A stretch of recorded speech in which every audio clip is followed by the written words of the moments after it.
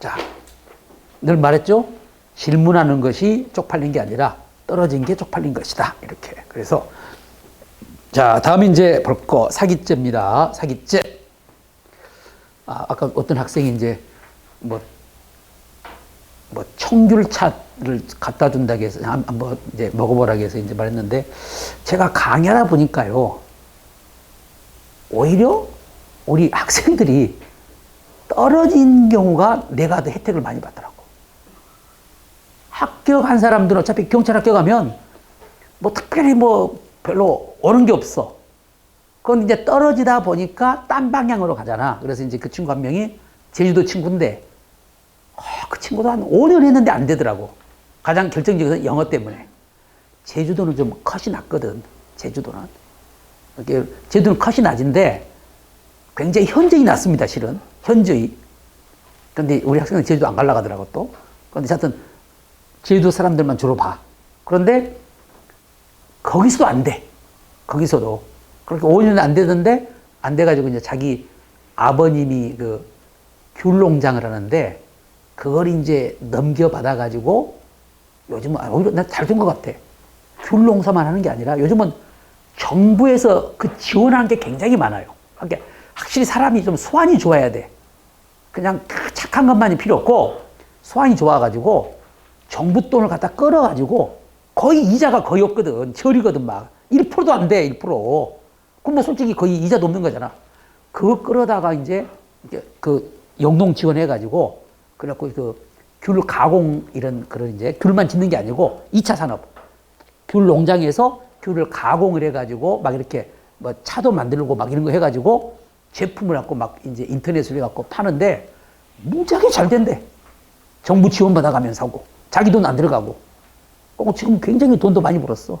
그래서 이제 뭐 그때 청귤차를 뭐 보내준다고 하고 꼭 1년에 2번씩 또 박스로 귤을 또 자기 농장에서 따가지고. 합격했으면 보냈겠어? 그러니까 떨어지니까 또 이렇게 혜택이, 그 귤 농장에 갖고 혜택이 있더라니까, 이런 거. 그리고 이제 전에도 한번 그 유도 선수인데 유도학과 나와가지고 떨어져서 시험에. 그래가지고 모구촌 알죠? 햄 그런 거 만든 데 있잖아. 모구촌 그 기사를 해, 기사를. 그래갖고 이따금씩 모구촌에서 나오는 막 그 햄부터 막 그 두꺼운 거 있잖아. 막 이런 거. 그런 걸 보내줘. 그렇게, 하여튼 떨어지니까 막 뭘 이렇게 많이 오히려 그런 사람들이 주더라고. 경찰은 뭐 보낸 게 없어. 경찰이 실은 보낼 게 뭐가 있어. 총을 보낼 거야. 뭘 보낼 거야. 뭐. 자, 그래서 합격 안 한 학생들도 다 또 나름대로 이렇게 자기 길을 찾아서 잘 살더라 이런 생각이 들어요. 자, 사기죄 봅니다. 우리가 이제 사기죄를 한마디로 말하면요. 재산범죄 중에서 가장 양이 많은, 판례 양이 가장 많고요. 또 여러분이 그 기출문제를 보면 우리 경찰 시험뿐만 아니라 어떤 징역시험도 사기죄가 한 문제가 나와요. 그러니까 재산범죄에서 가장 잘 나오는 범죄가 사기죄야. 그 이유는 판례가 많기 때문이죠. 알겠죠? 그래서 사기죄가 그 판례의 양적 방대함 때문에 여러분이 굉장히 어렵게 느껴져요. 그리고 또 우리 학생들이 되게 보면 재산범죄 그러면 횡령죄, 배임죄를 어렵다고 하는데 물론 어렵습니다. 그런데 사기죄도 이해 못지 않아요. 여러분들이 사기죄 말 안 하지만 판례도 많지만 사기죄 판례 중에 어려운 판례가 또 상당합니다. 그래서 문제집 볼 때 사기 때문에 순간적으로 책을 확 찢어버리고 싶은 그런 강한衝動을 느끼기도 해. 양도 많고 그러니까. 그런데 이제 우리가 항상 명심할 것은 항상 그래요. 어려운 것이 있지만은 시험이 항상 어려운 것만 나오는 거 아니니까 여러분도 이제 기출 중심으로 보시다가 좀 난도 높은 것 몇 개 봐가지고 다 합격을 해. 그렇게 보시면 됩니다. 그럼 사기죄는 뭘까? 여러분들이 사기죄도 많이 들어봤죠? 사기죄. 사기죄 그럼 먼저 뭘 생각해요? 속이는 게 생각나죠?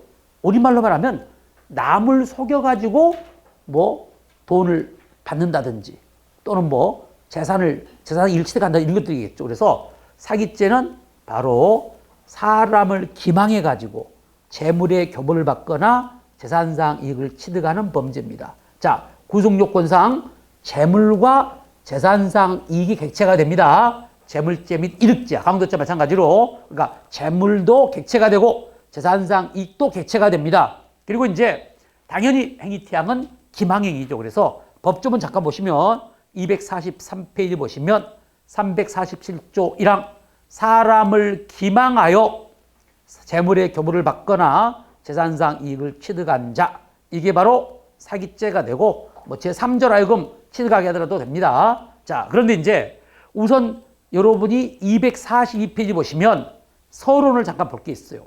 자, 본죄의 보호법익은 사기죄의 보호법익은 재산권, 즉 전체로서의 재산이라는 데는 이론이 없는데 더 나아가서 거래의 진실성이나 신성실도 본죄의 보호법이라는 것이 판례 입장이다. 이것 자체가 시험에 나오진 않는데 이걸 알아야만 해결할 수 있는 판례가 있어요. 그래서 미리 말씀드립니다. 그러니까 사기죄는 주된 보호법익은 재산권이야. 침해범이고 재산권을 침해하는 것인데 부차적으로 거래의 진실성 내지 신의성실도 보호법익이 됩니다. 알겠죠? 여기까지 우리 판례 입장. 그리고 시험에 나올 거 2번 사기죄는 재산범죄입니다. 재산범죄. 자, 그러다 보니까 여러분들이 그리고 당연히 이제 재산범죄니까 개인의 재산권을 침해하는 거겠죠. 그러다 보니까 자, 무조건 기망행위를 했다 해서 사기죄가 되는 건 아니에요. 자, 우리가 쉽게 말하면 사기결혼. 사기결혼이란 말 들어봤죠? 사기결혼? 자, 우리 학생은 사기결혼을 하고 싶다 그러면 뭘 속이고 싶어? 속여서 하는 결혼이 사기결혼이잖아. 정말 마음에 드는 여자가 있어. 근데 사기결혼을 하고 싶다. 뭘 속여야 되겠다 그러면 지금 속이고 싶은 건 뭐야? 재산. 재산. 뭐 당연히 재산도 사기결혼이죠. 근데 뭐 월세 살면서 내 집이라고 말하고 결혼하는 거. 이것도 사기결혼입니다. 그죠? 그리고 또 뭐가 있을까? 학력 같은 거. 옛날에 학력. 또 뭐가 있을까? 학력. 또 뭐가 있을까? 학력도 있고. 뭐? 그래. 그렇지. 전과자인데, 근데 그건 안 속여도 돼요.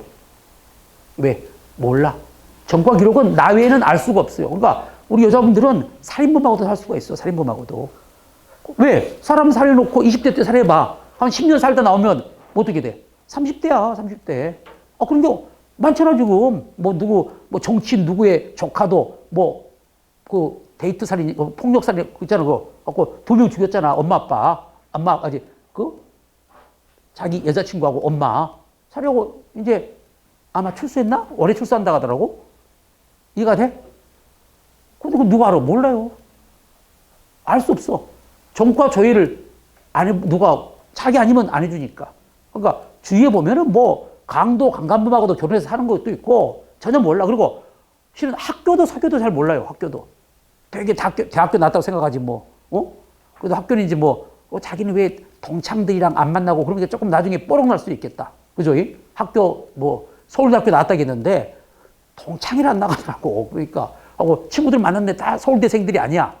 그러다 보면 그런 건 있지만, 전과는 진짜 깜빵 동기들 만납니까? 동기들 왜 안 만나요? 몰라요, 그건. 그래서, 진짜 그런다니까. 그러니까, 물론 이제 전과는 안 속여도 돼. 그냥, 암만 하면 돼, 그냥. 물어볼 수는 있겠네. 자기 전과 몇 범이야? 그러면 0범이야? 그럼 그것도 사기론이겠네. 전과 속였으니까. 그런데 물어보겠어? 자, 그리고 이제 학력, 재산, 그리고 이런 것도 있겠다. 재혼인데 초혼인 것처럼. 그러잖아? 이혼했는데 그거 속이고 첫 결혼인 것처럼. 애 딸린 돌싱인데 아닌 것처럼 이렇게 하는 경우도 있을 것이고. 이건 어떻게 될까? 키를 속이고 하는 거. 키. 165인데 170이라고 속이는 거. 사기결혼이 아니야. 사기결혼이야? 아니야. 그건 보면 알지 모르고 재봐야 돼. 참고로 말하면 우리 집사람도 내 키를 정확히 모릅니다. 저도 사기결혼했습니다. 키를 약간 속였어. 그런데 나는 진짜 삼성이 말 좀 새는데 꼭 이런 말 하면 말이 새더라고. 삼성이 나는 진짜 최고의 우리나라의 그 기업체잖아. 난 그걸 인정을 해. 현대보다 삼성이 최고야. 왠 줄 알아요? 삼성이 내 키를 늘려주더라고. 삼성이 내 키를 키워줬어, 삼성이. 숨은 키 0.5cm를 삼성에서 발견했어. 뭔 말이냐? 해년마다 건강검진을 해. 전에는 현대 아산병원에 있었어. 현대 아산병원. 알겠죠? 현대 아산병원에 있는데 나는 그 키가 내킨 줄 알았어. 그러다가 현대 아산에서 내가 조금 이제 이상하는 바람에 삼성이 가까워갖고 삼성 쓰였어. 0.5가 늘었어. 삼성에서. 삼성 키가 0.5cm가 커 있다니까? 가까스로 60이 넘었습니다, 지금 이제. 그러니까 내가 느낀 점은 역시 그래서 삼성이구나. 삼성은 성장판이 완전히 굳어진 내 키를 0.5cm를 늘려준다니까. 그래서 삼성이라는 그 기업이 대단하다는 생각이 들어. 그 말 갑자기 키 말했는데, 그러니까 우리 스스로한테도 당신 키 몇이냐고 그랬는데, 보면 몰라. 왜 그걸 물어봐. 그런데 이제 말했는데 내가 솔직히 2, 3cm 말했어. 2, 3cm 이렇게 말했는데, 알면서 모른 척 하는지 모르겠지만, 지금도 그렇게 생각하고 있더라고. 그러니까. 근데 중요한 것은 사기로는 사기죄다 아니다? 아닙니다. 해도 돼, 안 해도 돼? 해도 돼. 사기죄 아닙니다. 사기로는 사기죄가 아니야. 왜? 재산권을 침해했습니까? 그런데 중요한 것은 반대로 이건 사기죄가 돼요. 이른바 사기 결혼과 반대 개념이 결혼 사기야. 결혼 사기. 한마디로 결혼을 미끼로 사기를 치는 경우야. 우리 앞에 분 같은 경우는 미모의 여자가 결혼할 생각도 없으면서 결혼해 줄 것처럼 하면서 뭐 아파트 하나를 소유권 이전 느낌을 받는다든지. 이건 뭐가 돼? 이건 사기죄입니다. 왜? 사람을 기망하여 재물의 교부를 받았잖아. 이걸 우리가 결혼 사기라고 이거. 그러니까 사기 결혼과 결혼사 달라. 그래서 여러분이 사기죄는 반드시 재산권을 침해해야 되는데 여기서 시험에 나올 게 있어요. 이제 시험에 나올 거. 이 가장 대표적인 것이 여러분 걸리겠다. 이제 여러분은 뭐 공무원일 거는데 공무원이 안 되고 사업할 때 사업한 사람은 아무리 많이 벌어도요 세금 내는 건 아깝습니다. 그렇죠? 그러니까 실은 소득에 따라서 세금을 내야 되는데 아깝다고. 그래서 이제 거짓말로 세무 공무원을 기망해 가지고 조세를 포탈하거나 조세를 환급받은 경우들이 있어요. 실은 나도 그랬어. 나도. 왜냐면 우리 이제 학원 강사도 자영업자야. 5월달에 신고하는데 조교들한테 이제 그 연구비를 주면 그게 이제 경비로 비용으로 처리가 되니까 세금은 순수익에서 총 매출액이 아니라 순수익에서 이제 몇 퍼센트를 내는 거거든.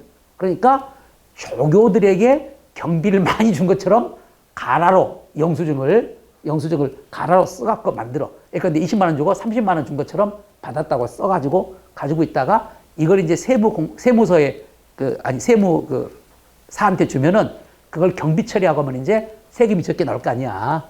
속으로 고소해야겠다는데 끝났어 이제. 공소시효 완성됐습니다. 공소시효 옛날에 그랬어. 공소시효 끝났어. 그러니까 얘가 해서 무슨 말인지. 그러니까 한마디로 조교들한테 월 20만 원씩 주면서 바로 30만 원 줬다고 이렇게 이제 가라로 영수증을 만들어 가지고 처리한다니까. 그런 경우가 과연 사기죄가 된, 사기죄는 안 된다는 거야. 알겠죠? 지금 말하고 싶은 거. 세무 공무원을 기망하여 조세를 포탈하는 것은 사기죄가 아니다? 아니야. 그럼 왜 아닐까? 재산권 침해 아니야. 그런데 그건 개인의 재산권이 아니죠.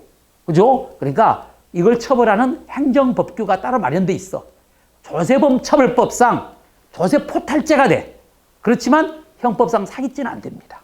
알겠죠? 그걸 자 우리 교재 보시면 지금 말하고 싶은 거 지금 이제 본질의 2번을 말씀드렸고 판례 보시면 자 대가리 1번 기망행위에 의해서 국가적 공공적 법익을 침해하는 경우라도 그와 동시에 형법상 사기죄의 보호법익인 재산권을 침해하는 것과 동일하게 평가할 수 있을 때만 사기죄가 되는데 만약에 그렇지 않는 경우는 바로 사기죄가 성립할 수가 없다는 겁니다. 그래서 1번 판례, 2번 판례가 바로 1번 판례는 비교적 최신 판례죠. 2019년 판례고 2번 판례는 옛날에 2008년 판례니까 다 시험에 가능합니다. 그래서 여러분들이 이 1번, 2번 기망행위에 의해서 국가적 공공적 법익을 침해하는 경우 사기죄가 되기 위해서는요.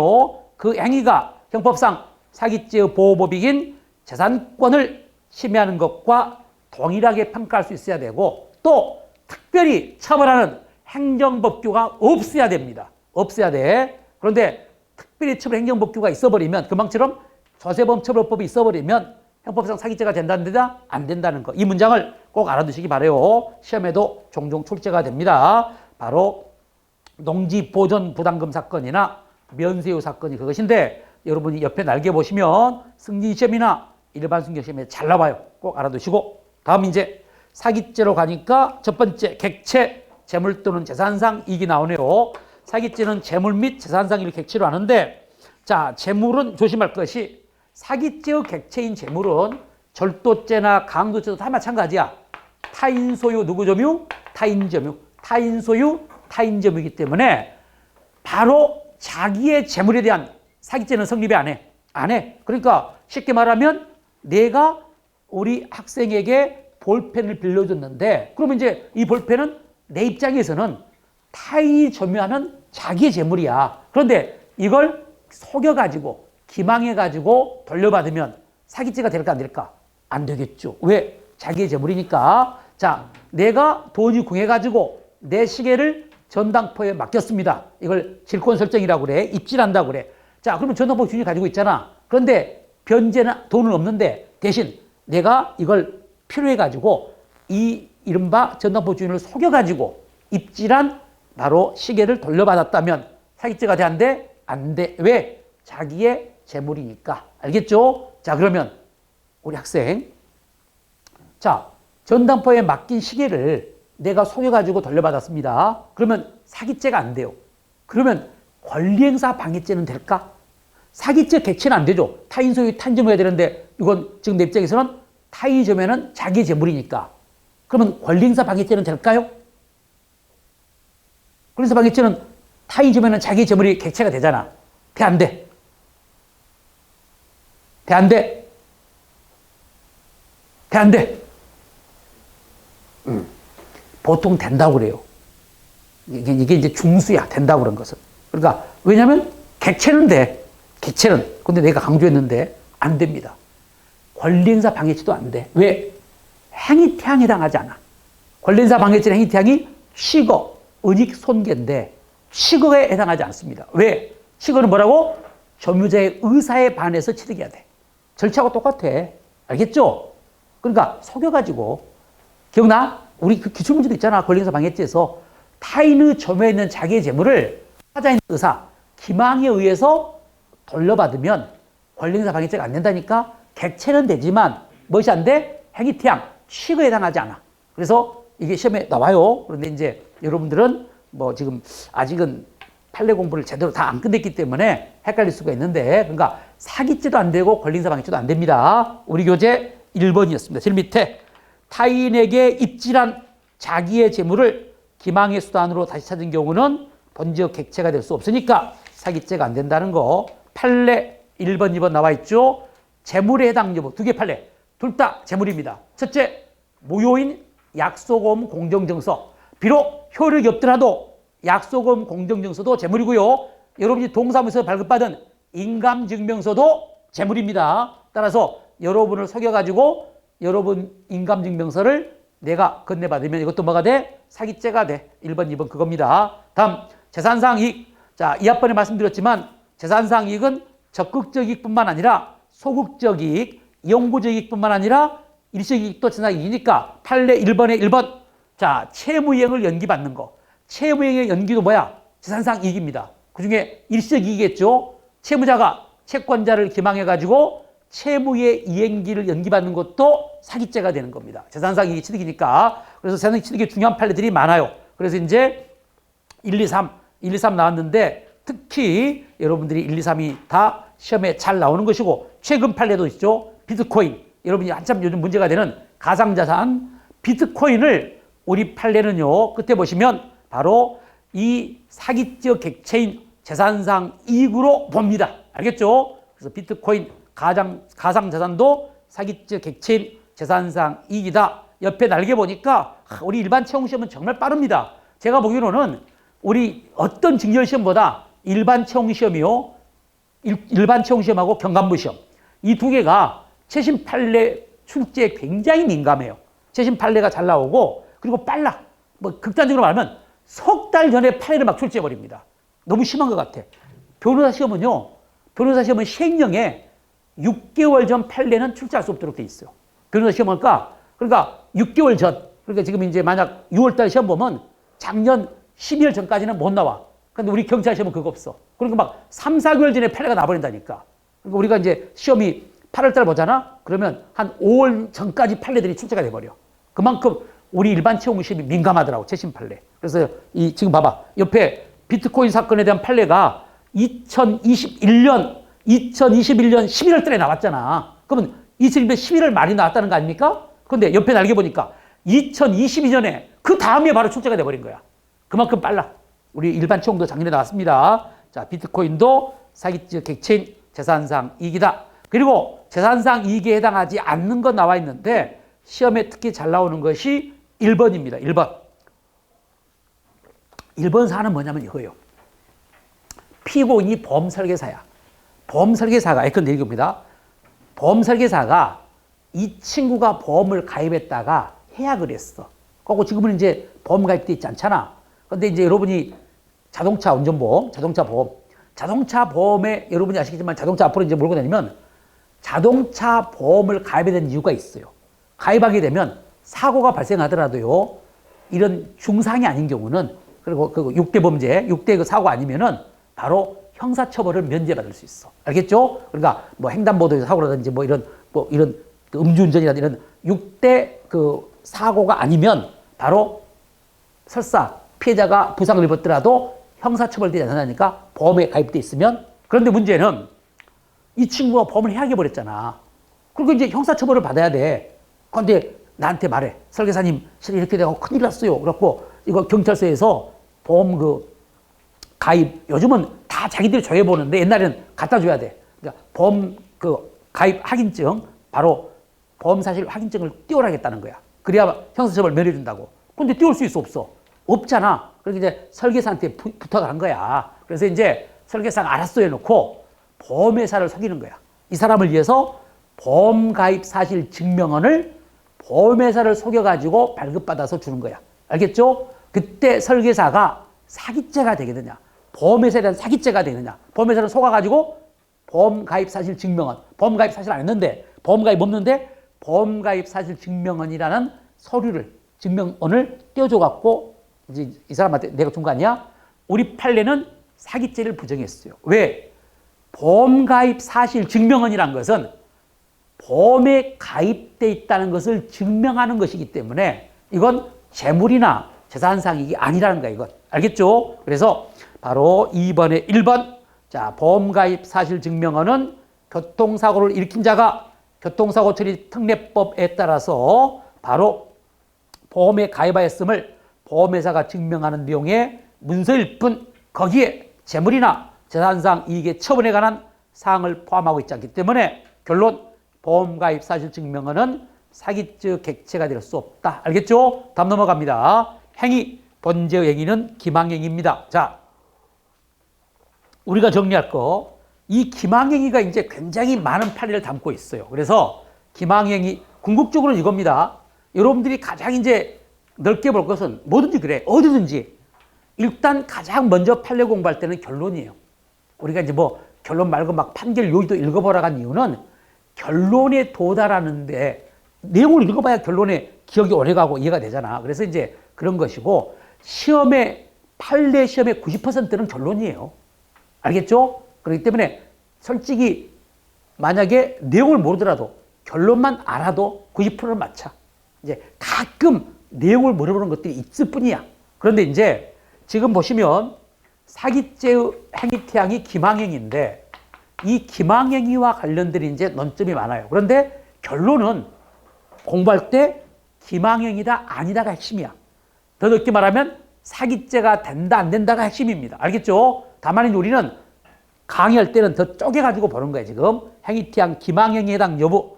자, 그럼 기망행위란 뭘까?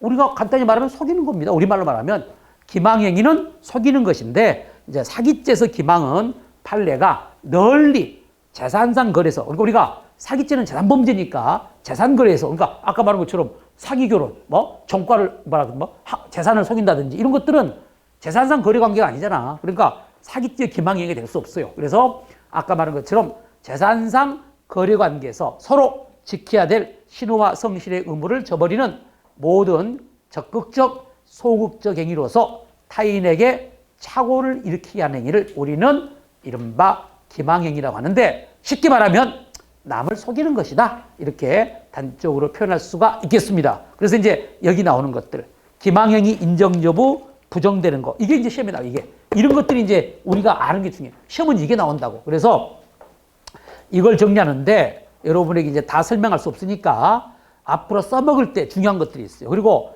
꼭 설명해야만, 아주 설명해버리면 굉장히 쉬운데 여러분이 설명 안 하면 어려운 게 뭐냐면 1번 판례야. 의사인 피고인이, 이것만 갖고는 여러분이 어려운 거야. 의사인 피고인이 전화를 이용하여 전화 진찰을 했습니다. 그런데 내원 진찰인 것처럼 가장해서 보험공단에 요양급여 비용을 청구하는 경우입니다. 그래서 질문받았는데, 그러면 이게 왜 문제가 되냐? 자, 원래 그 안에 이제 여러분이 판례 내용을 보면은 요양급여 비용을 청구하기 위해서는 그 대상이 내원 진찰만이야. 내원 진찰이 뭐죠? 병원에 찾아와서 진찰하는 것만 요양급여 대상이 되는 거예요. 전화 진찰은 급여 대상이 아니라니까? 근데 의사가 실제로 뭘 했다고? 전화 진찰을 한 거야. 그러면 요양급여 비용을 청구할 수 있어, 없어? 없죠. 그런데 바로 요양급여 비용을 받으려고 거짓말로 내원 진찰인 것처럼 속이는 거예요. 쉽게 말하면 사실대로 말하면 못 받을 바로 급여를 바로 받는 거 아닙니까? 못 받을 걸 받는 거야. 그러니까 뭐가 되는데 이게 기망행위가 되는 거예요. 알겠죠? 그러니까 명심할 거, 나중에 판례 공부할 때도 알겠지만 받을 걸 받는 게 아니야. 못 받을 걸 받기 때문에 기망행위가 되는 거예요. 알겠죠? 그러니까 전화 진찰은 요양급여 비용의 대상이 안 돼. 바로 내원 진찰만, 여기는 안 쓰졌잖아. 근데 그걸 이제 알아버리면, 그걸 알아야만이 내용이 이해가 되는 거야. 그러니까 모르면 왜 그럴지 모르는 거야. 아, 내원 진찰만 요양급여의 청구 대상이 되는구나. 그래서 전화 진찰은 안 되는데 속여가지고 요양급여를 받았으니까 못 받을 걸 받았네. 기망행위네. 두 번째도 마찬가지입니다. 여러분들이 알겠지만 의료법에 의하면요, 의료인만이 의료기관을 개설하여 운영할 수가 있습니다. 그리고 따라서 바로 의료인이 아닌 자가 의료를 개설하게 되면 이건 적법하게 개설한 게 아니기 때문에 설사 그 병원에서 환자들에 대한 요양급여를 했더라도 공단에 요양급여 비용을 청구할 수 있어, 없어? 없어, 여기도. 알겠죠? 그런데 문제는 피고인이 의료인이 아닌 놈이 의료기관을 개설해가지고 병원을 오픈해가지고 진짜 환자에 대한 치료를 했다니까? 그런데 문제는 요양급여 비용이 대상이 안 되니까, 청구 대상이 안 되니까 거짓말로 적법하게 개설된 의료기관인 것처럼 가장해가지고 공단에 보험급여 비용을 청구해가지고 받았다면 이것도 못 받을 걸 받는 거죠. 그러니까 그것도 뭐가 돼? 기망행위가 돼. 그래서 사기죄가 돼. 1번, 2번이 바로 그런 의미입니다. 여러분이 기출문제도 있고요. 이렇게 원래는 판례를 이렇게 하나씩 이렇게 설명을 해줘야 돼. 그래야 여러분 이해도 빠르고 기억도 오래 가는데 이걸 하기가 어려운 거야. 왜? 너무 판례가 많아. 1년 내내 할 수도 없고. 그래서 지금 2개만 맛보기로 했습니다. 다음, 기망행위가 부정되는 판례들이 지금 나오고 있죠. 자, 기망행위가 부정되는 판례 2번의 대가로 2번만 소개하겠습니다. 자, 그리고 원래 4번도 소개를 해야 되는데 4번도 중요해요. 4번도. 왜냐하면 이게 최신 판례인데 여러분 시험에 굉장히, 그러니까 2번 놔두고 4번 합시다. 4번. 4번이 뭔 말이냐면은, 자, 왜 이게 중요하냐면은 아까 우리가 1번에 2번 있었잖아. 1번에 2번이 계속 시험에 잘 나왔어요. 그리고 못 받을 걸 받았기 때문에 사기죄가 됐어. 키워드는 비의료인입니다. 의료인이 아닌 자가. 그런데 최근에 2019년에 정반대의 판례가 나온 거야. 이건 사기죄가 성립하지 않는 경우인데 비슷해. 그러다 보니까 우리 학생들이 판례 공부를 소홀하지 않으면 아까 1번에 2번 판례인 줄 알고 여러분이 틀릴 수가 있어요. 이건 뭐냐? 지금 말하고 있는 최신 판례는 이게 이제 이런 시험에 요즘 굉장히 잘 나와요. 왜냐하면 출제자들도 이걸 잘 내냐면은 비슷한 판례가 있는데 결론이 상반되잖아. 이런 걸 좋아해. 그래서 여러분도 제가 모의고사도 보면 되는데 이번에는 의료인이야. 내가 의사야. 그런데 나도 실은 법을 위반하긴 했어. 왜? 원래 타인 명의로 의료기관을 개설하면 안 돼. 의사라도 자기 명의로 의료기관인데 그런데 그걸 위반한 거야. 그러니까 아까하고는 다르죠. 아까는 의사가 아닌 자가 다른 의사의 이름으로 병원을 오픈한 것이고, 그러니까 자격 없는 자가 오픈한 것이고, 이번에는 나는 의사라니까? 그러니까 나는 의료를 개설할 수가 있잖아. 그런데 내 이름으로 안 하고 다른 의사, 내 친구, 이 사람도 의사야. 내 친구 이름으로 병원을 바로 개설을 한 거야. 그리고 환자에 대한 요양급여를 했고, 그에 따라서 공단에 요양급여 비용을 청구했어. 이 경우는 사기죄가 안 됩니다. 왜? 이건 적법하게 개설된 의료기관이야.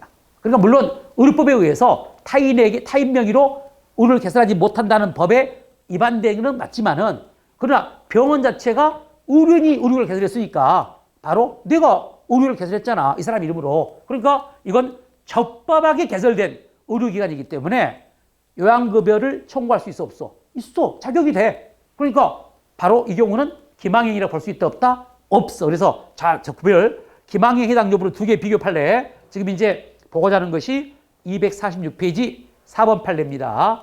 의료인으로서 자격과 면허를 보유한 사람이, 자, 의료인입니다. 여기는 아까 1번에 2번은 키워드 비의료인이 이거, 그리고 지금 2번은 4번 의료인으로서 자격과 면허를 보유한 개설을 운영하면서, 자, 의료인으로서 자격과 면허를 보유한 사람이 의료법 4조 2항을 위반하여 다른 의료인의 명의로 의료기관을 개설 운영하면서 바로 환자들에 대한 요양급여를 실시하고 공단으로부터 요양급여 비용을 지급받은 경우라면, 이것은 봐봐, 국민건강보험법상 요양급여 비용을 청구할 수 있는 요양기관에서 제외되지 않는다는 것은 요양기관이라는 거야. 그러니까 한마디로 그건 못 받을 걸 받는 게 아니라 받을 걸 받는 거야. 그리고 기망행위도 아니다? 아니야. 이 판례를 꼭 좀 알아두시기 바랍니다. 이렇게 정리를 하시고, 옆에 봐봐, 발빠르게 2021년, 그러니까 우리 일반청은 진짜 빨라요. 이게 2019년에 나왔는데 2021년에 일반청이 나왔어. 근데 앞으로도 계속 이걸 조심하시기 바라요. 왜냐하면 아까 1번, 2번 판례 때문에 헷갈릴 수가 있기 때문에 출제를 이걸 잘한다니까 꼭 조심하시고, 다음에 이제 자, 니은번 기망행위의 수단이 나와 있죠. 기망행위의 수단. 자, 이걸 지금부터 보겠습니다. 기망행위 수단. 자, 여기에 중요한 논점들이 있어요. 기망행위 수단과 방법에는 제한이 없습니다. 그래서 자기에 의한 기망행위뿐만 아니라 부작위한 기망행위도 마찬가지로 바로 가능합니다. 그런데 자기를 다시 나누면요, 명시적 기망뿐만 아니라 묵시적 기망행위도 바로 기망행위야. 묵시 기망행위는 부작위한 기망은 달라요. 그런데 이제 이걸 학자에 따라서는 헷갈려. 그러니까 한마디로, 그런데 이제 이걸 엄격히 다룬데 우리가 시험에는 굳이 이걸 안 따져요. 그런데 묵시적 기망행위는 자기한 기망행위야. 그럼 뭔 말이냐? 명시적 기망이란 것은 언어에 의한 기망이야. 묵시적 기망은 행동에 의한 기망입니다. 이건 뭔 말이냐면은 여러분이 대표적인 것이 이거예요. 자, 중국집에서 음식값을 지불할 의사와 능력도 없어. 근데 일단 먹고 보자고 음식을 주문하는 행위. 여러분 생각해봐. 음식점에서 음식을 주문하는 행위는 뭘 그 안에 포함하고 있냐면요. 자, 여러분이 아저씨 짬뽕 한 그릇이요? 이렇게 말하지. 아저씨 저 돈 만 원 있으니까, 지불할 의사가 있으니까 짬뽕 한 그릇이면서 돈 보여주고 시킵니까? 안 그러죠. 그냥 아무 말 없이 뭐 드시려고 그러니까 짬뽕 하나요? 이렇게 주문행위. 주문행위 속에는 뭐가 설명되느냐면은 그 짬뽕 값에 대한 지불할 의사와 능력이 있다는 것을 설명하는 거야. 주문행위 속에는. 알겠죠? 근데 여러분이 실은 지급할 의사나 능력도 없잖아. 근데 음식을 주문하고 짬뽕 먹고 날라버렸다. 그럼 뭐가 된다고? 이게 사기죄가 되는 거예요. 이게 바로 무전취식. 그러니까 여러분이 말한 무전취식. 아마 이제 현직에 있을 때, 예를 들면 잡범이지만 뭐 음식점에서 무전취식으로 뭐 신고 들어온 경우가 있어요. 무전취식이 그런데 언제나 사기죄가 되는 건 아니야. 금방은 사기의 고의가 있어, 없어? 있잖아. 왜? 주문행위를 할 때 자기는 돈이 없는 걸 알았어. 지불할 의사가 없어. 기망에 고의가 있었죠. 근데 이런 경우도 있어요. 음식을 주문할 당시에는 지불할 의사가 있어요. 알죠? 그런데 먹고 보니까 돈이 없는 걸 알게 돼. 그러니까 여러분이 음식에서 짬뽕 한 그릇을 시켰단 말이야. 요즘 짬뽕 한 그릇이 얼마나? 5천 하나? 얼마? 7, 8천 원. 그래, 그렇게 했네. 7, 8천 원. 그게 만 원짜리 있어. 그래서 짬뽕 시켰어. 그리고 이제 홈을 들여봤다? 아, 큰일 났네. 바지를 바꿔 입고 온 거야, 바지를. 어제 바지에 만 원짜리 넣었는데 바지를 바꿔 입고 온 거야. 그런 경우 있잖아. 근데 이제 만약 주인한테 모르는 사람인데 아저씨 미안합니다. 그래갖고 뭐 사정하고 그러면 뭐 내가 갖다 줄게. 그러면 또 그런 사람도 있겠지만 또 뭐 돈도 없으면서 그러면 얼마나 무안해. 에라 버려서 날라버린 경우. 이런 경우는 사기죄가 아니야. 왜? 기망에 고의가 있어 없어? 없죠. 이건 사기죄가 안 됩니다. 이건 경범죄 처벌법만 될 뿐이야. 범죄는 돼. 근데 경범죄 처벌법상 무전치실 것이고 제가 말한 것은 처음부터 돈이 없는 걸 알면서 음식을 주문하는 게도 묵시적 기망행위로 사기죄가 돼요. 알겠죠? 참고로 알아두시고. 자, 그 다음에 이제 더 중요한 것은 여기입니다. 오래간만에 보게 되겠네요. 우리가 총론 때 부작위법에서 봤죠? 여러분에게 제일 먼저 설명했던 대표적인 부작위한 기망으로 사기죄가 되는 것이 경매 묵비 사건. 기억나시죠? 경매 묵비 사건. 건물의 임대인이 자기 건물이 경매 진행 중인 점을 알면서도 임차인에게 경매 진행 중인 사실을 고지하지 않고 임대자격을 체결하면 실칙상 고지무가 있는데 고지무를 이행하지 않은 부작위한 기망으로 사기죄가 됐었죠. 바로 여기서 나오는 거야. 여기가 시험에 굉장히 중요해. 왜? 부작위한 기망에 해당되는 판례들이 굉장히 많아요. 그리고 이건 사기죄만 나오는 게 아니라 이게 어디서 나올 수 있다고? 총론에서 부작위범 파트에서 잘 나와. 그러니까 이게 여기서 잘 알아두셔야 이게 이제 나중에 바로 총론에서 부작위범 파트에서도 잘 나옵니다. 제가 여러분에게 이제 가급적이면 총론에서 기출은 많은데 제가 총론할 때 그 OX 할 때는 잘 안 냈던 이유가 뭐냐면 이제 처음 공부한 사람들은 여기를 공부 안 했잖아. 그러니까 공부하는 판례가 나오면 어려워할까봐 안 냈는데 지금 이제 여기서 이제 정리가 돼야 돼요. 그럼 먼저 이제 이것부터 시작합시다. 항상 생각. 부작위한 기망행위를 통해서 사기죄를 범할 수가 있는데 그러면 이 부작위한 기망으로 사기죄가 범해졌으면 부작위범이잖아요. 그렇잖아. 부작위로 신뢰했으니까. 기망행위를 부작위로 신뢰했으니까 부작위범이죠. 그러면 자 이때 부작위범은 진정 부작위범일까요? 부진정 부작위범일까요? 그러니까 부작위에 의한 기망행위를 통해서 사기죄를 범하게 되면 그 행위가 부작위로 신뢰했으니까 부작위범이 맞는데 이때 부작위범은 우리가 공부했던 실력에 의하면 진정 부작위범이다, 부진정 부작위범이다. 자, 우리 대학생 뭐가 돼? 헤어샵. 뭐가 돼? 진정 부작위범. 강의는 들었나요? 딴 생각하고 있었어. 들었어? 자, 여기는 부진정 부작위범. 우리 재한 씨는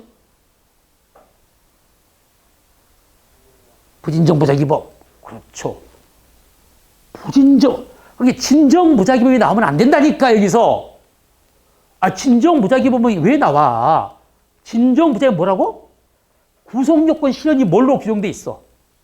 사기죄, 아까 읽어봤잖아. 아까 사기죄가 부작위로 실현되도록 규정돼 있었나요? 아까 읽어봤잖아. 사람을 기망하여. 어디 부작위 어디가 있어? 이건 원래 뭘로 실현돼야 돼? 자기로 실현되도록 예정돼 있잖아. 그런데 부작위로 실현할 수도 있다니까.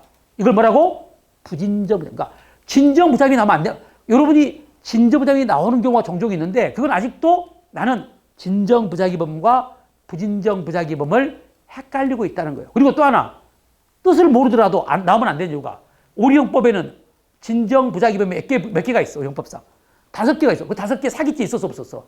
있었어 없었어? 없었죠. 근데 왜 진정 부작위라고 그래? 그것들을 통해서라도 5개 중에 없잖아. 알겠죠? 진정 부작위범은 구성 요건이 뭐뭐하지 아니한 자라고 돼 있어야 된다니까. 지금 사기죄 그렇게 돼 있습니까? 사기죄는 바로 자기로 실현될 범죄야. 그런데 부작위로도 실현할 수가 있다는 거야. 그래서 부진정 부작위범이야. 그럼 왜 이걸 말씀드렸느냐? 왜 이걸 여러분 말씀은 부진정 부작위범은 기억나시죠? 진정 부작위범과 달리 부진정 부작위범은 특유한 구성 요건이 필요해. 그죠? 왜? 자기로 신할 것을 부작위로 신하니까 특유한 구성 요건으로 부작위의 동가치성이 필요해. 부작위의 동가치성이 되기 위해서는 기망자에게 무엇이 있어야 돼? 보증인 지위, 보증인 의무가 있어야 돼. 이게 가장 중요해요. 그러니까 지금 여러분들은 부작위한 기망을 통한 사기죄가 되려면 이 피고인에게 반드시 자기 의무가 있어야 돼. 고지의무가 있어야 돼. 고지의무가 있냐 없냐에서 결정돼. 고지의무가 있으면 사기죄고 고지의무 없으면 안 됩니다. 부작위한 기망이 안 돼. 알겠죠? 그래서 우리가 아까 경매 묵비 사건은 실칙상 경매 진행 사실을 고지할 의무가 있어 없어? 있었죠. 그러니까 부작위한 기망 사기죄가 되는 거예요. 알겠죠? 그래서 우리가 이제 논할 것은 고지 의무, 자기 의무, 넓게 말하면 바로 자기 의무가 있냐 없냐에 따라서 자기 의무 있으면 부작위범이 되는 것이고 사기죄가 되는 것이고 안 돼. 이것들이 중요합니다. 이것들이. 그런데 이제 그러면 고지 의무가 있는지 없는지를 어떻게 합니까? 자, 여기서 결론이야. 자, 우리 판례는요. 그 사실을 고지했더라면 그 사실을 고지했더라면 상대방이 법률행위를 하지 않았을 것이 명백한 경우에는 고지의무가 있다고 봐. 실칙상 고지의무. 우리가 조리 기억나시죠? 옛날에 자기의 발생 근거에 조리, 실칙, 사회상도 있었잖아. 그러니까 상대방의 그 사실을 고지했더라면 그 상대방이 법률행위를 하지 않았을 것이 명백한 경우는 실칙상 자기의무, 고지의무가 있는 거야. 그래서 이걸로 우리가 결정돼. 그래서 앞으로 부작위한 기망으로 사기죄 해당 여부는 여러분들이 사기죄가 되는 것들은 다 뭐라고? 전부 다 바로 고지의무가 있는 것들이야. 고지의무가 있는데 이행하지 않는 거. 그래서 이제 자 여러분이 뭐 판례가 많은데 여러분이 이제 시험에 나올 것들 중에 미리 공부했던 사람. 자, 우리 학생. 내가 명의수탁자야. 알겠죠? 내가 종중의 땅을 내 명의로 지금 내가 종중에 지금 종손이어가지고 내 명의로 명의탁을 해가지고 내 명의로 돼 있단 말이야. 그런데 내가 바로 이 명의수탁자가 이 사람에게 종중 땅을 팔아버렸어. 알겠죠? 그러면 횡령죄가 됩니다. 횡령죄가. 종중 명의수탁은 지금도 횡령죄입니다. 그런데 이 친구한테 이 땅이 명의신탁된 부동산의 사실을 고지하지 않았어. 고지하지 않고 팔았단 말이야. 알겠죠? 그러면 종중에 대한 횡령죄는 되는데 이 매수인에 대한 이 사람한테 상대방 이 사람한테 명의신탁 부동산 사실을 고지하지 않고 팔았잖아. 그럼 이 사람에 대해서는 사기죄가 되겠느냐는 거야. 이거 시험에 잘 나와요. 사기죄가 돼, 안 돼? 안 돼. 왜? 고지의무가 있어 없어? 없어. 고지의무가 없어. 왜? 이 사람은 나는 명의수탁자는 대외적으로는 바로 이 부동산을 유효하게 처분할 권능이 있는 거예요. 대외적으로 처분 권한자야. 그러니까 나한테 이 사람이 명의수탁자가 매매계획을 체결하면 이 사람은 유효하게 사법상 소유권을 취득하는 거야. 한마디로 손해 발생 위험이 없는 거예요. 그러니까 그래서 고지의무가 있어 없어? 없어. 그래서 여러분이 이런 것들이 이제 앞으로 알겠죠? 그러니까 부작위한 기망은 사기죄가 아니라는 겁니다. 왜? 고지의무가 없으니까. 그래서 결론 보십시오. 우리 교재 가운데쯤 보시면 B번 부작위한 기망행위 가지고 지금 설명하는 거 바로 셋째 줄 일반 거래의 경험칙상 상대방이 그 사실을 알았더라면 당해 법률행위를 하지 않았을 것이 명백한 경우에는 신의 측에 비추어 사실을 고지할 법률상 의무가 인정되는 것이다. 알겠죠? 자, 그래서 이제 판례들 뒤에 있죠. 이것들이 시험에 나와. 이것들이. 그래서 여러분이 바로 부작위한 기망으로 사기죄가 되는 것들, 안 되는 것들 이렇게 이제 구별해 가지고 보시는데 이런 것들이 문제를 많이 풀어봐야 돼. 문제를 풀어보면서 이제 알아가는 과정을 거치는데 참고로 이제 여러분이 가장 대표적인 것이 뭐냐면 부작위한 기망으로 가장 문제가 강학상 가장 대표적인 것이 거스름돈 사기야. 그런데 이제 참고로 말하면 우리 판례는 아파트 매매대금 잔금 사건인데 여러분에게 이제 쉽게 좀 넓게 해서 거스름돈 사기고 이게 또 왜 거스름돈 사기로 강학상 강의하기도 좋고요. 그리고 또 하나 실무적으로 현실적으로 여러분이 현직에 있을 때도 이런 사건을 여러분이 이제 다룰 수가 있어요. 자, 문제가 뭐냐? 자, 우리 학생이 지금 구멍가게에서 담배가게에서 담배를 한 갑 샀어요. 담배. 자, 담배 뭐 핀가? 꼭 봐야 돼? 어? 뭐 본다고? 관련? 그러니까 그 노인들이 피는 거 아니야 그거? 말아서 피는 거 말하는 거 아니야 지금? 그런 거 아니고? 그래? 수준 있네. 좀 담배값이 한 갑이 얼마 정도 해? 4,500원? 그래도 많이 안 올랐다 보니까. 자, 하여튼. 자, 4,500원짜리 담배를 사려고 할아버지한테, 할아버지 그 이름이 뭐죠? 담배값 이름이? 4,500원짜리. 일이라고? 처음 들어보는데? 하여튼 뭐, 그래. 요즘 그 담배 이름들이 뭐, 소는 없어? 없어, 이제. 너무 오래됐나? 죄송합니다. 너무 오래됐. 옛날에 소리 제일로 잘 나갔거든, 소를. 그런데 아버님한테는 물어보면 알 거야. 아버님도 담배 피신가? 안 피워? 불효하네. 아버지도 안 피는데 왜 피워? 상속도 안 받으면서. 자. 뭐 아버님 핀다 해서 핀 건 아니더라 보니까. 우리 그 형제들도 우리 둘째 동생이 골초야, 아주 골초. 그런데 우리 아버님 안 피거든? 우리 동생은 피더라고. 나는 또 안 피는데? 모르겠는데. 하여튼, 뭐, 일이라고? 일? 이름도 이상하네. 자, 일 한 갑 주세요 했어. 그래갖고 이제 5만원짜리, 아니, 5천원짜리를 줬단 말이야, 5천원짜리를. 그럼 얼마 내줘야 돼? 500원 내줘야 되는데, 그 할아버지가 착각을 한 거야. 5천원짜리를 5만원짜리로 착각을 하고, 잠깐만 하고, 그랬더니, 바로 4천, 계산하기 어렵네. 얼마 내줘야 되지? 5만원짜리면 이제 4만 5,500원이네. 4만 5,500원 내줘야 되죠. 4만 5,500원을 내주더라니까? 잠깐만. 그러더니 만원짜리 주고 있어요. 이가에 입이 걸렸습니다. 왜? 지금 알고 있잖아. 할아버지가 지금 착각을 해갖고 자기가 착각해갖고 지금 용돈, 거슴돈을 많이 주고 있는 거야. 하나, 둘, 셋, 넷 하고 또 1,000원짜리 세고 있어. 그래갖고 담배 주면서 여기 있어요. 그러니까 감사합니다 하고 그거 받아가지고 왔어. 이게 사기죄입니다. 왜? 중요한 것이 이 친구는 과단 거스름돈이 지급되는 것을 수령시에 알았잖아. 이게 중요해. 수령시에 알았어. 수령시에 알았다면요, 이 사람은 그 피해자에 대한 착오 상태를 제거해야 될 보증인적 지위 있는 거야. 알겠죠? 그러니까 고지무가 있다는 거야. 그런데 고지하지 않고 그대로 수령하면 여기는 사기죄가 돼요. 그런데 이런 경우도 있어. 여기는 조금 이제 애매하다 얘기는 500원짜리니까. 자, 그런데 이제 이런 경우가 있어. 나한테 중요한 건 거스름돈이야, 담배야. 손이 떨리고 있어 지금 벌써 금단현상 때문에. 담배가 중요하잖아요. 빨리 피해야 되니까. 거스름 주니까 그냥 거스름돈 그냥 받아가지고 놓고 담배 피우고 이제 집에 왔어. 집에 와서 이제 호주에 꺼내다 보니까 500원이니까 원래 좀 이상한데 이게 다들 뭐 1,000원짜리 한다면은 뭐 나는 1,000원 있는 줄 알았는데 보니까 건들 받은 것이 4만 얼마가 있는 거야. 그때 알았어. 할아버지가 착각하셨네. 5,000원짜리를 5만원짜리로 알고 거기 많이 그때 알았어.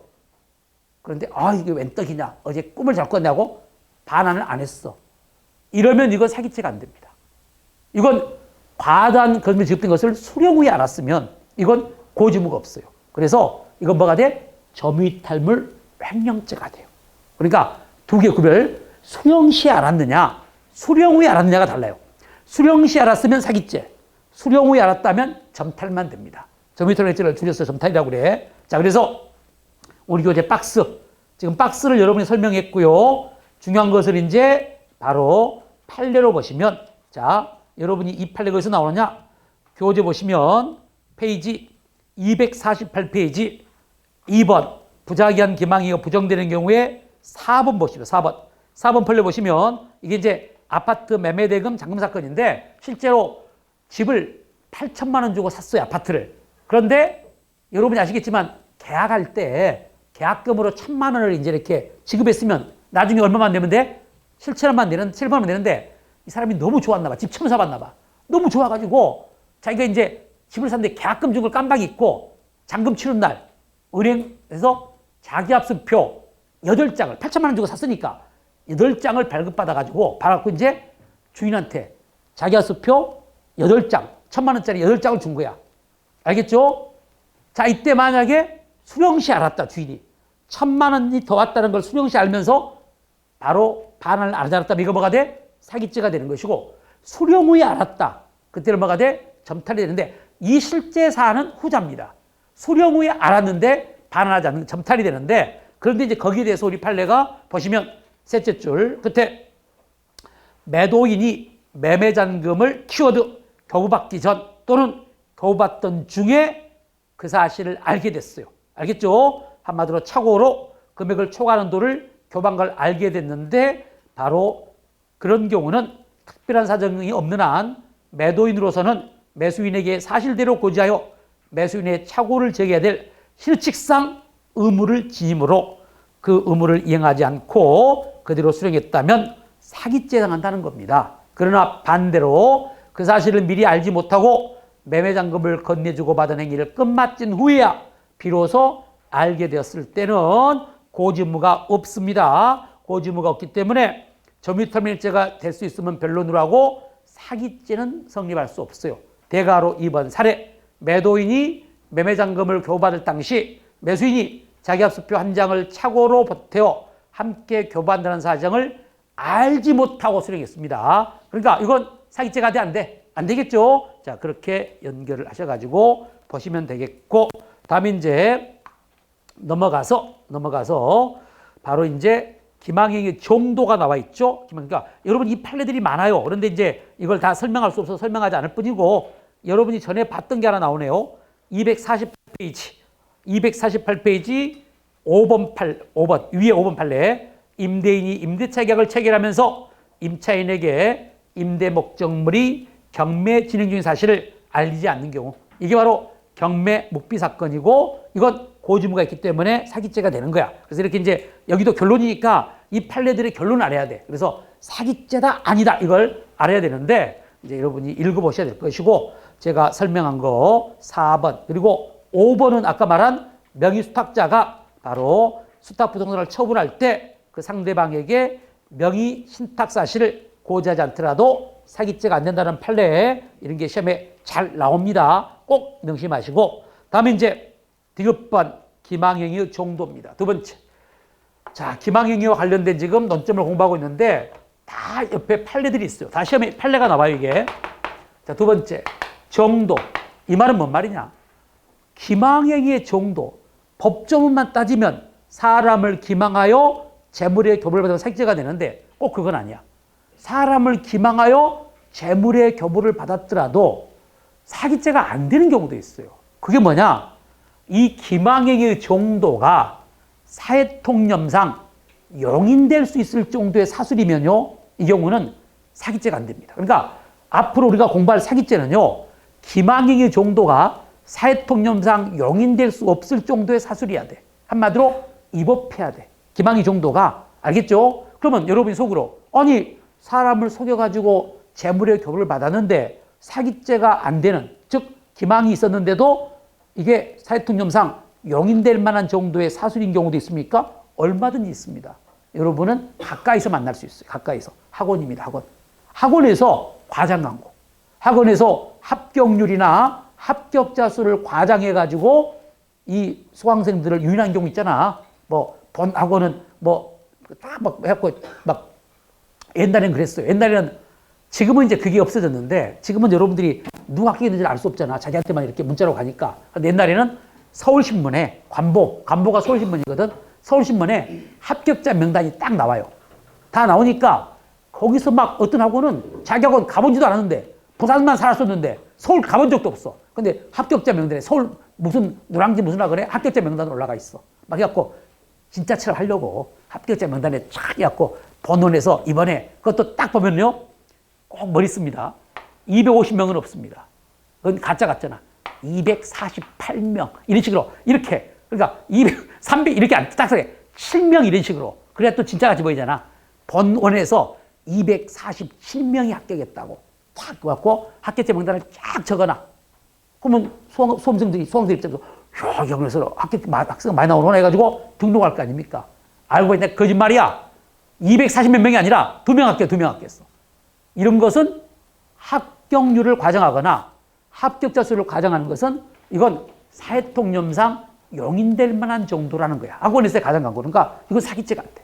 혹시 우리 학원에서 뭐 속이는 거 없어? 없었어? 찾아봐 있었을 거야, 분명히. 케어를 막 날마다 해준다고 했는데 안 해준 거나, 뭐 매일 모의고사를 본다고 했는데 안 본다든지 막 그러고 했는데 상담할 때는 그렇게 했는데 실제로 안 하면 이것들이 다 바로 기망행위지만 그렇다고 해서 사기죄는 아니야. 원장님 사기죄로 고소해봤자 자마다 무고죄로 들어가. 자, 그러니까 문제는 이해가 되죠? 그리고 또 하나가 있어요. 서울에, 여러분, 여기 일산은 몇 호선이죠? 여기가 3호선이잖아. 3호선은 별로 없는데 1호선. 1호선을 타면은 유독 1호선에 잡상인들이 많아, 잡상인들이. 그래갖고 뭐 팔고 그런 경우 있어. 하고 기가 얇은 사람들이 많아요. 나도 그 중에 한 명이야. 기가 얇아가지고 뭐 하면 금방 사. 진짜 같아요. 그래서 내가 우리 집사람이 막 극구 만류하는 것이 뭐냐면 그 홈쇼핑 광고 있잖아. 그걸 나를 절대 못 보게 합니다. 그것만 보면 막 손이 간다. 특히 제주도 고등어. 제주도에서 고등어 막 나오는 거. 제주도가 이제 국산 고등어도 있고 외국산도 있잖아. 노르웨이인가 뭐 그런데 저는 국산을 좋아해. 근데 고등어를 탁 뭐 해갖고 막 구이한데 얼마나 광고를 잘하는지 안 살 수가 없어. 그 가족, 행복한 가족, 막 손자가 그 고등어를 굴 때 얼마나 구워. 고등어는 무슨 색이 맛있게 보여? 구우면 오면. 하얀색, 노른색. 그래. 우리가 전라도 말로 하면 놀짝놀짝, 노르스름하게 구우면 굉장히 맛있게 보이거든. 그 고등어를 노르스름하게 구워놨어. 그걸 뜯어가지고 누가? 손자가 누구에게? 할아버지에게 먹여줍니다. 할아버지가 만면의 웃음을 먹으면서 그걸 먹고 막 일하고 있어. 나도 사고 싶어. 하고 싸보니까 근데 내가 속았다. 뭐 굉장히 싸더라고. 요즘 한 손 하면은 보통 한 손 하면 한 6,000원, 7,000원에 고등어가. 그런데 그 롯데마트 같은 데 보면 근데 이거 보니까 한 3,000원밖에 안 하는 거야. 반값이야. 샀어. 진짜로 반만 왔어. 포장이 됐는데 봐봐봐. 고등어 주면 포장에 한 마리가 아니고 반쪽만 온다니까. 이렇게 또 반쪽이라 하니까 고등어가 있으면 이 반만 온 게 아니고 한 면 있잖아, 한 면. 그 반면 왔더라고. 이거 사기 아니야, 이거? 난 한 마리인 줄 알았는데. 그래갖고 그 뒤부터 안 했어. 그러니까 이제 그리고 크기가 뭐 하는데 크기가 생각보다 작더라고 또. 그런데 그 홈쇼핑 같은 데 보면 그런 게 이제 있잖아. 그러니까 그런 것들이 기가 얇아가지고 막 그런 거 사고 싶은 충동이 느껴져. 그래서 내가, 그래서 사람들이 이래서 사람들이 사는구나 생각이 들어. 그리고 가장 극단적인 게 뭐냐면은 런닝머신. 런닝머신을 막 타고 아름다운 여자가 그 여자를 봐봐. 런닝머신 광고 모델은 항상 머리를 묶습니다. 그렇죠? 이런 단발머리 없어. 항상 머리를 묶고 뛸 때마다 막 찰랑찰랑. 그것도 굉장히 또 유혹적이야 보면은 머리가. 그래갖고 이제 얼마나 운동한다고 또 마력 젤로 좋은 거 있잖아. 그거 샀어. 그 당시 120만 원짜리야. 언제? 20년 전에. 그게 제일로 좋은 걸 산 거야, 내가. 얼마나 뛰겠다고. 갖고 딱 3번 뛰었어. 그리고 빨래거리로 이불 말리는 거 사용했어. 딱 3번. 그러니까 러닝머신 집에 사놓고 뛰는 놈은 독종들이야. 솔직히 그거 집에 있다고 해서 타는 게 쉽지 않더라고. 그래서 운동은 집에 있으면 안 돼. 그래서 120년을 사가지고 우리 집사람한테 쫓겨날 뻔했어. 적당한 거 사지 뭘 그 당시 50만 원 줬는데 뭐 국가대표 될 거냐고. 뭐 마력 진로 좋은 거. 마력 진로 샀는데 하고 빨래 건조도 사용했다니까. 그런데 하여튼 그런 충동 구매가 있는데 자 1호선을 타면요 그런 경우가 있어요. 내가 제일로 기억나는 것이 칫솔입니다. 칫솔. 지금도 있어. 칫솔. 칫솔이 그 모가 가늘은 이제 칫솔이 있다 해가지고 금범벗 칫솔이야. 그래서 이제 그래가지고 그 잡상이 나가지고 이게 시중에는 이게 3,000원인데 1,000원 한 장이 못이겠대. 6개가 들어있어. 얼마나 싸? 그잖아? 그래서 나는 이제 실은 내가 쓰라기보다는 손님들 오면 접대용으로 하나에 500원 6개니까 1,000원이면 뭐 한 200원도 안 되잖아. 그래갖고 샀어. 시중에서도 1,000원이야. 알겠죠? 그러니까 그 사람이 그러더라고. 시중에 3,000원인데 뭐 회사가 지금 뭐 어려워가지고 직원들 월급을 줘야 되는데 월급이 부족해갖고 싸게 여러분을 모신다 하니까 내가 얼른 모심을 당한다니까. 그 말하니까 모심을 당해갖고 샀어. 근데 알고 봤더니 그 시중에도 1,000원이더라. 사기죄 아니야. 기망했잖아. 나를 속여갖고 재물을 교부받았잖아. 돈 좀 받았잖아. 왜 사기죄가 아닙니까? 그건 사회통념상 용인될 만한 정도의 사술이라는 거야. 알겠죠? 그래가지고 바로 여러분들이 바로 이 기망의 정도, 지금 이제 예를 들었는데 여기와 관련된 판례. 자, 기망행위가 있다 해서 무슨 사기죄가 되는 게 아니라 그 기망행위의 정도가 사회통념상 용인될 수 없을 정도의 사술인 경우만 사기죄가 되고 용인될 수 있으면 사기죄가 안 되는데 금방은 뭐 내가 지하철이라든지 학원이라든지 지하철 말한 건 뭐라고? 예를 든 거야. 그런데 이걸 모르면 안 돼요.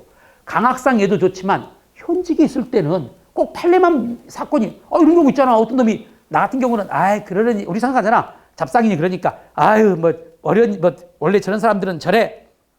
이게 사회통념상 용인될 수 있는 거야. 그러니까 저런 사람들 원래 저래. 그런데 꼭 성질도 이상한 놈들이 있어요.